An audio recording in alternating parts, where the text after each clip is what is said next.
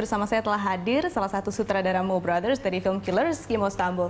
Selamat siang Mas Kimo. Selamat siang. Mas Kimo, ini Killers ini kan kolaborasi internasional ya. Bisa sampai kolaborasi dengan perusahaan film Jepang dan bahkan salah satu yang tertua ya. Gimana betul. sih awalnya itu? Awalnya itu sebenarnya kita di approach tahun 2009 sama salah satu produser Jepang. Dia bukannya produser dari Nikatsu, cuman dia produser independen. Kita di approach, sebenarnya dia pengen bikin film horor.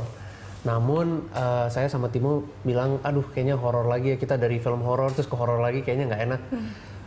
Dari situ kita bilang, kita mungkin film thriller nih gitu. Oh iya kayak gimana gitu. Dan akhirnya idenya memang awalnya dari dia mau menggabungkan pembunuh Indonesia dan pembunuh Jepang gitu, ketemu di internet. Namun kita bilang kita punya cerita yang lebih asik lagi nih gitu, yang lebih generalisasi dalam arti bisa menggait penonton lebih luas lah. Jadi makanya kita masuk ke genre thriller itu gitu loh. Awalnya ceritanya apa, terus jadi apa? Maksudnya yang berubah apa ini Mas? Yang berubah itu sebenarnya kalau awalnya dia pengennya cuman dua pembunuh gitu, namanya pembunuh bertopeng gitu ya. Mereka membunuh dan saling mengupload kontennya itu ke internet gitu. Lalu dari sana kita bilang, kayaknya kurang ada cerita yang menarik nih. Nah sekarang kita lebih ke seorang pembunuh, namun pembunuh Jepang serial killer ini mempengaruhi seseorang di Indonesia gitu. Seseorang ini jurnalis gitu.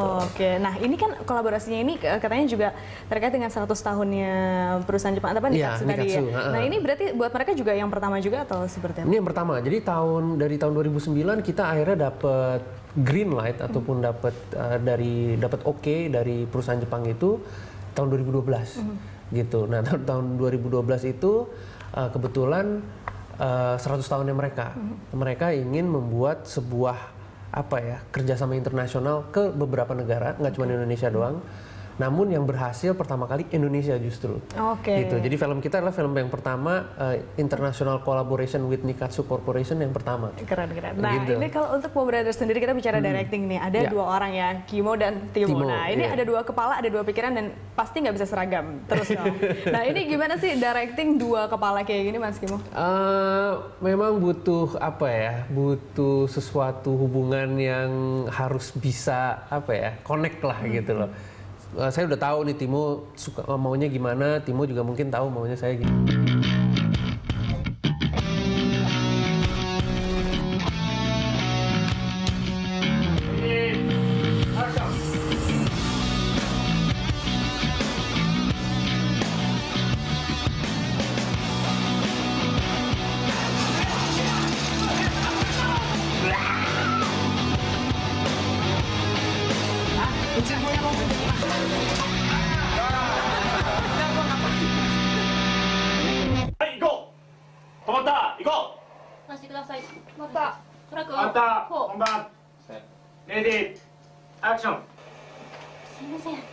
Karena emang film ini kolaborasinya bisa dibilang terjadi dengan tiba-tiba juga ya. Sistem kerja mereka benar-benar efisiensi sekali gitu.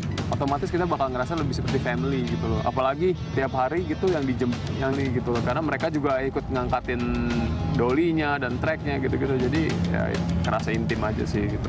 Buat mereka juga syuting pertama kalinya mereka syuting dengan sutradara dari Indonesia. Terus filmnya mixture of English and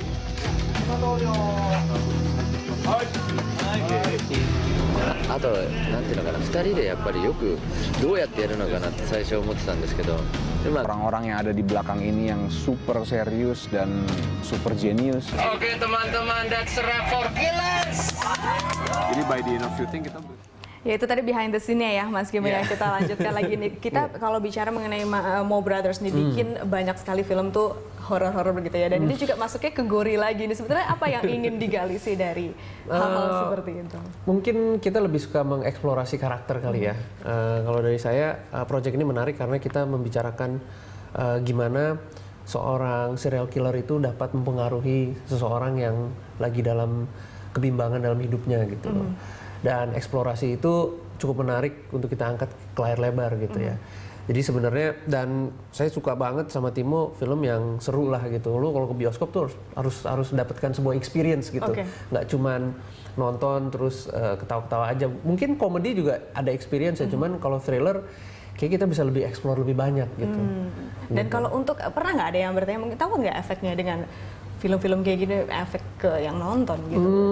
Kalau kita sih ngelihatnya lebih generalisasi audience gitu ya. Efek dari film kita juga mungkin kalau saya sih menyuguhkan film ini sebagai entertainment dalam arti dari sebuah medium yang bisa mengentertain orang gitu loh. Dan mungkin banyak orang yang suka gitu loh. Mungkin dia kerjanya boring kali sehari-hari terus Jadi nonton film ini jadi seru gitu loh. Oke. Gitu Nah, aja sih. film ini kayaknya emang seru karena sampai kepilih jadi salah satu program di Park City at Midnight ya. Di film nasional bergenre action thriller Killers digarap oleh 2 rumah produksi, yakni rumah produksi Jepang Nikatsu dan Guerrilla Merah Films dari Indonesia. Film ini juga didukung oleh aktor Jepang dan Indonesia, dan untuk membahas peran dan karakter tokoh dalam film ini telah hadir 2 pemain dari Killers, Oka Antara dan Dimas Argobi. Selamat siang semuanya. Selamat siang. Saya ke Mas Oka dulu ya, Mas Dimas ya. Mas Oka, ini bisa diceritakan nggak sih karakter yang diperankan tuh siapa dan gimana? Oke, peran saya di sini sebagai Bayu. Dia adalah seorang jurnalis yang karirnya ada di ambang kehancuran. Dia pisah dari istrinya, kehilangan hak asuh atas anaknya, dan dia karirnya dihancurkan sama seorang politisi, dibungkam lah karena dianggap sebagai jurnalis yang terlalu berani. Pada akhirnya dia menjadikan pembunuhan-pembunuhan di Jepang itu sebagai inspirasinya dia untuk bangkit dari kekalahan dengan cara membunuh.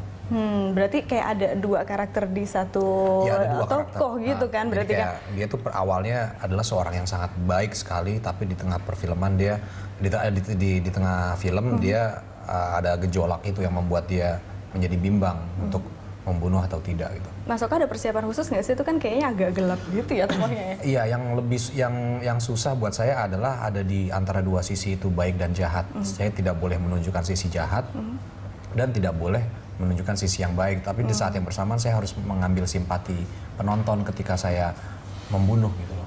Bahwa itu sebenarnya bukan karena jahat beneran, tapi dia kayak tertekan, depresi dan dipengaruhi oleh mentornya dia, si pembunuh dari Jepang ini. Oke. Gitu. Nah, kalau Mas Dimas, karakternya apa? Tokohnya siapa? Saya di sini berperan sebagai Rizal.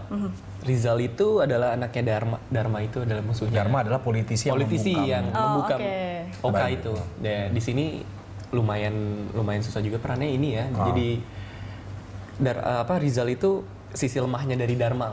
Jadi sangat berbeda dengan Dharmanya itu. Dharma kan politisi yang Ya, mari kita lanjutkan dialog pemirsa dengan Mas Oka dan Mas Dimas ini. Tadi bukan spoiler nih ya, bisa nggak diceritain tokoh-tokoh yang lain mungkin yang ada di situ yang berkaitan dengan tokoh kalian? Oke, jadi pada dasarnya kan Bayu ini kan dibungkam oleh seorang politisi, dan politisinya ini dia ada gengnya gitu, politisi, pengacara, anaknya, terus sama istrinya gitu. Jadi itu yang pada nantinya akan dibantai sama si Bayu sih. Wow, oke. Tapi oke, berarti jangan diceritain buat yang belum nonton. Oke, tapi kalau menariknya dari keterlibatan kalian di sini apa sih? Satu-satu, terserah siapa dulu. Oke, kalau buat gue ini film yang sangat menarik, kolaborasi 2 negara, Indonesia dan Jepang, dan genre yang lumayan anyar juga buat saya, yaitu thriller, dan belum pernah sebelumnya nyobain thriller. Dan di sini karakter saya diperbolehkan untuk bermain psikologi, psychological role playing gitu. Jadi ini sebuah tantangan dan ranah yang lumayan baru lah buat saya untuk bisa nge-explore ilmu saya di bidang seni peran. Nempel nggak pas sudah selesai syuting gitu pasti kayak jadi agak-agak aneh gitu. Ya itu sesuatu yang tidak bisa terelakkan gitu lah. Pasti nggak bisa dihindarin kalau misalnya kita dalam karakter apapun itu juga pasti agak nempel. Cuman hanya masalah bagaimana kita bisa seberapa jauh kita bisa menjaganya itu untuk tidak mempengaruhi aktivitas kita. Kalau Mas Dimas, pengalamannya gimana? Gimana ya, ini film pertama buat saya sih. Film pertama banget. Jadi ini pengalamannya lumayan menantang ya. Di film pertama harus main bareng pemain-pemain senior, Oka, Om Ray, Kang Epi. Ya itu kan menuntut saya untuk harus belajar acting lebih bagus lagi, karena di situ pun adegan saya dan Oka cukup sulit ya. Sangat menguras emosi di situ. Jadi ya gimana ya? Ada banyak teknisnya juga, karena ada tembak-tembakan gitu. Oh ya, untuk berantem-berantemnya ada latihan khusus gak? Kalau kebetulan kalau peran saya itu adegan berkelahinya itu situasional ya, jadi spontan gitu. Seseorang yang tidak bisa berkelahi, tapi dihadapkan pada situasi di mana dia kayaknya akan ditangkap sama penjaga-penjaganya Dharma gitu, yang itu ada puluhan security guard gitu loh, dan gue harus lolos dari situ. Jadi sifatnya situasional, bukan orang yang mahir bela diri gitu. Jadi nggak ada latihan khusus ya, pokoknya kayak asal aja. Koreografinya ada, koreografinya ada, tapi justru itu yang lebih susah karena koreografinya ada, tapi kita nggak bisa memperlihatkan seolah-olah kita fasih dalam